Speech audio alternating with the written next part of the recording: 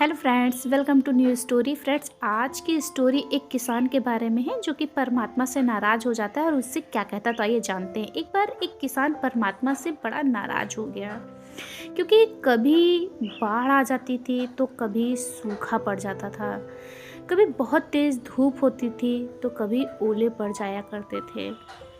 ऐसा हर बार होता था, इसीलिए हर बार उसकी फसल जो है वो थोड़ी थोड़ी खराब हो जाती थी। एक दिन इन सब बातों से तंग आकर उसने प्रभु से कहा, अपने परमात्मा से कहा, देखिए प्रभु, आप परमात्मा हैं, लेकिन लगता है आपको खेती बाड़ी करने की ज़्यादा जानकारी नहीं है। इसीलिए मैं आपसे एक प्रार्थना करता हूँ कि 1 साल मुझे मौका दीजिए।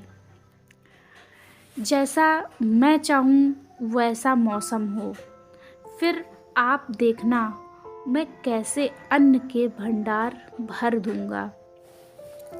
इस बात पर परमात्मा मुस्कुराते हैं और कहते हैं, ठीक है, जैसा तुम कहोगे वैसा ही मौसम दूँगा। मैं दखल नहीं करूँगा, मैं बिल्कुल भी दखल नहीं करूँगा। किसान ने गेहूं की फसल बोई। जब धूप चाही तब धूप मिली, जब पानी चाहा तब पानी मिला। तेज धूप, ओले, बाढ़, आंधी तो उसने आने ही नहीं दिया।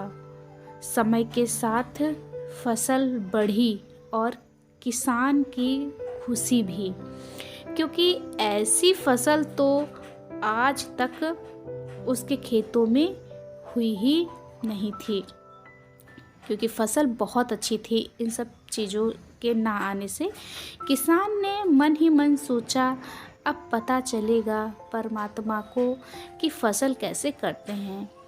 बेकार ही इतने बरस हम किसानों को परेशान करते रहे। फसल काटने का समय भी आ गया। किसान बड़े गर्व से फसल को काटने गया, लेकिन जैसे ही फसल काटने लगा, एकदम से छाती पर हाथ रखकर बैठ गया, क्योंकि गेहूं की एक भी बाली के अंदर गेहूं नहीं था। सारी की सारी बालियां अंदर से खाली थी, खोखली थी। बड़ा दुखी होकर उसने परमात्मा से कहा, प्रभु ये क्या हुआ? तब परमात्मा बोले, ये तो होना ही था।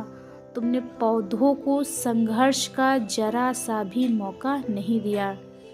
ना तेज़ धूप में उनको तपने दिया, ना आंधी ओलों से उनको जूझने दिया। उनको किसी भी कोई समस्या से नहीं उनका सामना करने दिया। उनको किसी प्रकार की चुनौती का एहसास जरा भी नहीं होने दिया। इसीलिए सब पौधे खोखले रह गए हैं। जब आंधी आती है, तेज बारिश होती है, ओले गिरते हैं, तब पौधा अपने बल से ही खड़ा रहता है।